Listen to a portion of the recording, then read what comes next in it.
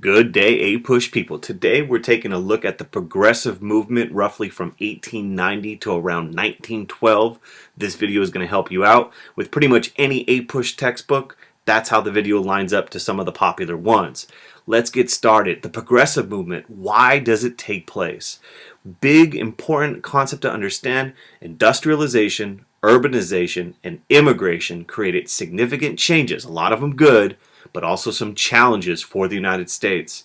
And the progressive movement was an effort to use government power to regulate and improve society.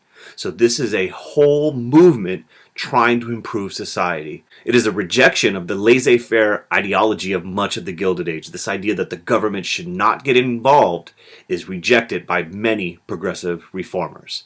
It's important to keep in mind it's not a radical movement. They're not looking to overturn or overthrow capitalism. They're rejecting radical ideas like socialism and anarchism. They want to save and improve capitalism. They want to make it more of a just society. Who are the progressives? This is a complicated question because many of the progressive era reformers were middle class men and women, but there's a real diverse group of people. The progressive movement was not a coherent, organized movement, everyone working together for common goals. So for instance, you have Protestant church leaders demanding temperance or getting people to stop drinking. You have politicians regulating monopolies and trusts. They're part of the progressive movement. Union leaders addressing the rights of workers. Women demanding the right to vote. African Americans demanding greater equality. All of these are going on during the progressive movement. And it's really important you understand it's a diverse group of reformers.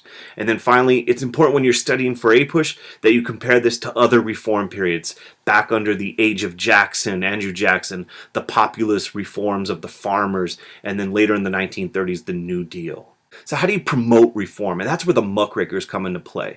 Muckrakers attempted to expose problems in American society. And they're very often journalists. They're writing very sensationalistic stories. They want to stir up public demand for action. They want to bring the problem to the attention of the middle classes. They actually get the name from Theodore Roosevelt. He did not mean it as a compliment. And there's a whole bunch of examples you're going to come across when you're reading about this time period. Ida Tarbell wrote a history of Standard Oil Company, published in McClure's magazine, a popular magazine at the time, in which she exposed the kind of business practices utilized by these captains of industry such as John D. Rockefeller. Jacob Riis is oftentimes considered one of the first muckrakers with his How the Other Half Lives, in which he exposed the horrors of life in the slums of New York in 1890. Lincoln Steffens wrote a book called The Shame of the Cities in 1904, which exposed the corruption in city politics with the political machines. And of course, the one a lot of people know about, Upton Sinclair, The Jungle. More on him a little later. Another key thing about the progressive movement is the importance of women in the movement. Women played an important role in the progressive movement, and this really gave them an opportunity to break down the idea of the separate spheres, which was this idea that a woman's place was in the home.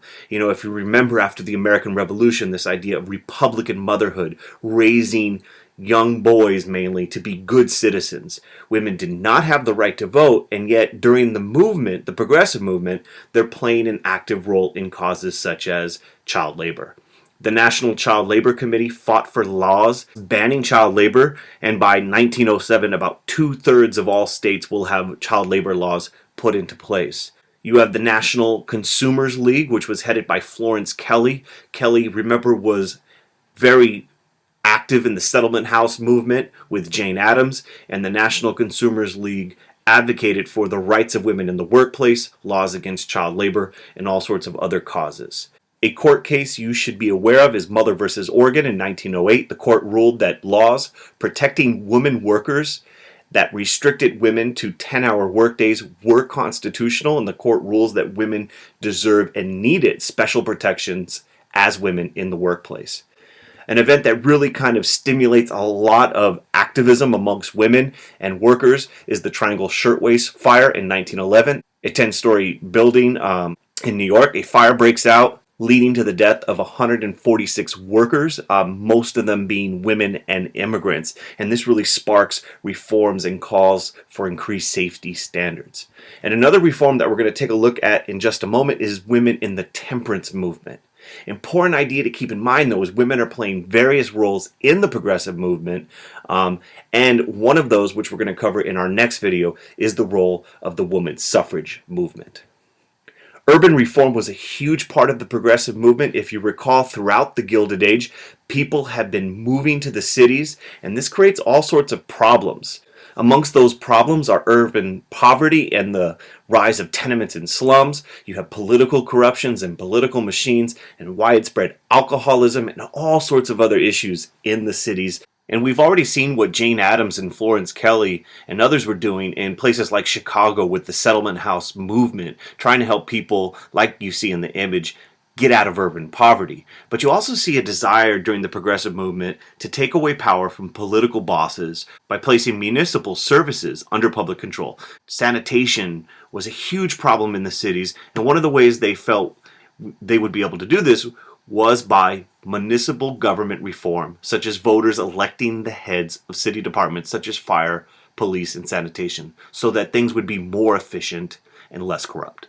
Progressive reformers also focus on state reform. You get many progressive governors fighting against corporate control of state politics. In California, you have a governor, Hiram Johnson, who took on the very powerful Southern Pacific Railroad. The big guy, though, is this handsome fellow, Governor Robert La Follette of Wisconsin. And he's going to pioneer many reforms in the state of Wisconsin. And really kind of the reform movements in Wisconsin become known as the Wisconsin idea. And you could see him fighting Bob, showing what he's going to do to these big bad businesses.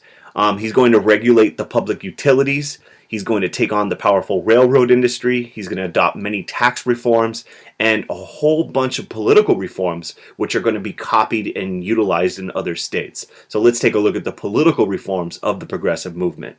There was this interest in this idea amongst progressives, political reformers. They wanted to increase democracy and reduce the control of trusts.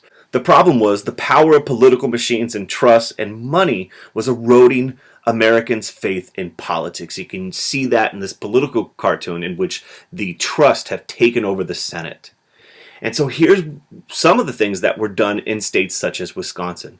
You have the Australian or secret ballot, which allowed voters to mark their choice for office secretly so they would not be intimidated into voting for certain candidates, which was often done.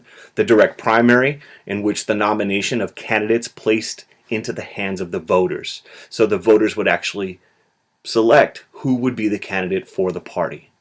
The recall allowed elected politicians, they could be removed from office by the voters before their term expired. So if they weren't doing a good job or if they were corrupt, they can be removed in a special election. The initiative allowed voters could introduce laws, and the referendum allowed voters to directly vote on a law. And the big amendment that takes place, one of the big amendments, is the 17th Amendment. And this one's important because rather than the state legislator, voters would directly vote for U.S. senators. So this would bring more democracy into American politics, it was felt. And remember, the Populist Party advocated for this in the 1890s. It becomes reality with the 17th Amendment. There also were some moralistic aspects to the progressive movement. Remember, it was a very diverse set of reforms, and there was all sorts of division over the temperance movement. Those in favor of drinking were known as wet. They were against prohibition. Those who wanted to support temperance and prohibition, the banning of alcohol, legally banning alcohol, were known as dry. And there was a growing conflict between those two groups, and it really came down to Protestant native-born Americans very often versus Catholic immigrants. Catholic immigrants tended to be okay with drinking, especially those so-called new immigrants from Southern and Eastern European countries. Very often there was division between rural areas, which tended to be much more pro-temperance, prohibition supporters, whereas in the cities there tended to be more of a support for allowing people to do what they wanted to do. There were organizations that were created. You have the Women's Christian Temperance Union, a large organization of women advocating for temperance. They would encourage their members to take pledges promising not to drink any longer. And the big one is in 1895, the Anti-Saloon League, which was the leading organization advocating for legal prohibition. They don't just want you to promise to not drink. They want to get a law passed which would make it illegal to do so. And many states started adopting prohibition type laws. And of course, in 1919, we'll see the 18th Amendment go into place, banning alcohol throughout the country. Now, a big moment in the progressive movement comes with the emergence of Theodore Roosevelt as president at the age of 42 years old. And once again, Roosevelt is a firm believer in an enlarged role for the president, and he's going to do things very differently. And one of those you can see in his labor policy and his relationship with organized labor and workers. And little kind of memory lane right here. Remember McKinley during the Great Railroad Strike of 1877 sided with corporations. Grover Cleveland during the Pullman Strike in 1894 also sided against organized labor. And Theodore Roosevelt very early on in his presidency was faced with a massive strike by the coal miners in 1902. And he actually tries to mediate the labor dispute between management and the workers, and owners won't compromise, so Theodore Roosevelt threatens to take over the mines with federal troops. And this is a very big difference than previous presidents, especially during the Gilded Age, where very often the federal government was using troops against the workers. Now, Roosevelt himself was not necessarily Mr. Pro-labor union. He believed in something which he referred to as the square deal. And this was his progressive era reform program. And there's three parts to it, the three C's. Corporations, there should be control of corporations. Consumers, there should be consumer protection. And conservation of the environment and the Earth's natural resources. So this is part of his square deal program. For the APUSH exam, it's really important you know about Roosevelt's program, his progressive era policies, and let's take a look at them. First, corporations, trust busting. Roosevelt looked at things like the Sherman Antitrust Act. Remember, that was passed in 1890, and he realized it was relatively ineffective at reducing the power of corporations and trusts. Remember, in fact, it was oftentimes used against labor unions. Roosevelt's going to change this. He's going to break up the Northern Securities Company, a railroad monopoly with tremendous power. In fact, Roosevelt, his actions are upheld by the Supreme Court in 1904, and he is going to be very famously known for his trust busting. During his presidency, he's going to bring on antitrust action against 40 corporations. And Roosevelt distinguished between good and bad trusts. And good trusts were trusts that were efficient and brought lower prices to consumers. They weren't harmful to the economy. And bad trusts were harmful because they crushed competition and they hurt consumers by dominating and fixing prices. And throughout his presidency, he's going to increase the power of the federal government with regard to business. Another example of this is Roosevelt will also seek to increase the power of the Interstate Commerce Commission. Remember, that was intended to regulate railroad rates across state lines. It was also relatively weak throughout much of the Gilded Age. A couple of examples of how that power is increased. You see that in the Elkins Act of 1903. It increased the penalties for rate rebates that railroad companies would try to get away with. And the Hepburn Act of 1906 gave the ICC the power to set maximum rates for the railroad companies. So big idea here is Roosevelt is using the power of the federal government, the presidency, to control and regulate corporations and strengthening previous laws such as the Sherman Antitrust Act and the Interstate Commerce Act. The other C, the second one, is consumer protections. Remember, at this time it's a laissez-faire attitude with the economy, and there are relatively few protections for consumers. It was very common for food to be bad and people to get ill or die from it, and medicine and other items to be mislabeled. Upton Sinclair's book, The Jungle, was intended Upton Sinclair was a muckraker, and his intention was to increase support for socialism and workers' rights by writing this book about the life for a worker in the Chicago stockyards. What ends up happening, though, is the public focuses on the unsanitary nature of the meat industry that Sinclair writes about, and there's a huge outcry with regard to the conditions of the meat in this factory that Sinclair writes about. There's a lot of public pressure for Theodore Roosevelt to act, and as a result of Sinclair's muckraking activity, the Meat Inspection Act of 1906 is passed, which basically says the federal government would regulate and inspect the meat industry. And you see the federal government employee checking that good old tasty carne asada out. Another significant law for consumer protection is the Pure Food and Drug Act, passed the same year, and this creates the FDA, the Food and Drug Administration, and the FDA protected the public against the manufacture, sale, and transportation of mislabeled food and drugs. So people, the public, would have a right to know what's in the food and the drugs that they're purchasing. So next time you eat your hot Cheetos, you know exactly how you're killing yourself. The third C is conservation, and this is Roosevelt's big win domestically. It's important to keep in mind the issue of conservation did not register as a national issue. People weren't talking about the environment as a big pressing problem. And there were some groups such as the Sierra Club, which was, founded in 1892. John Muir was a significant part of that movement advocating for the environment. But Roosevelt, and working together, there he is with John Muir, is going to use the power of the government to protect the environment.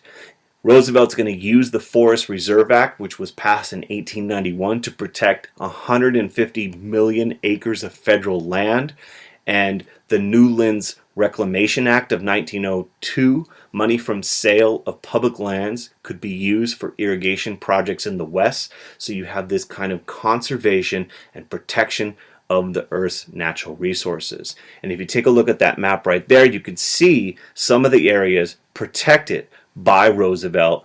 One important thing to keep in mind is the contrast, those two words, conservation versus preservation. Conservation is the planned, regulated use of the environment, whereas preservationist, which is what John Muir was leaving nature alone just to be preserved in its natural state. And there was a big battle over the Hetchy project near San Francisco, in which preservationists lost, and the Hetchy project, the dam, was built, altering the physical environment of that region. Roosevelt serves until 1908, and he decides that he's going to honor the precedent of George Washington, and he's not going to seek a third term, even though he could have. And he hands over kind of the Republican Party leadership to the big guy, over 300 pounds. There's his bathtub, William Howard Taft. And Taft is going to continue some of the progressive policies of Roosevelt. He's actually going to break up more trust than Roosevelt. A little fun fact there. Most people think Roosevelt trustbuster. Taft broke more of them.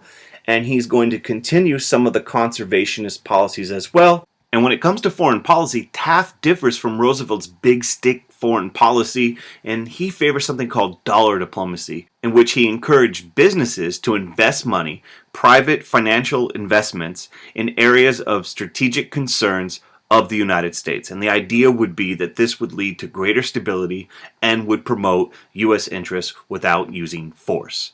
However, when the election of 1912 comes up, Roosevelt and Taft are going to be running against each other, but we're going to save that for another day, another time. Thank you for watching. If the video helped you out, click like, have questions, post a comment. Peace.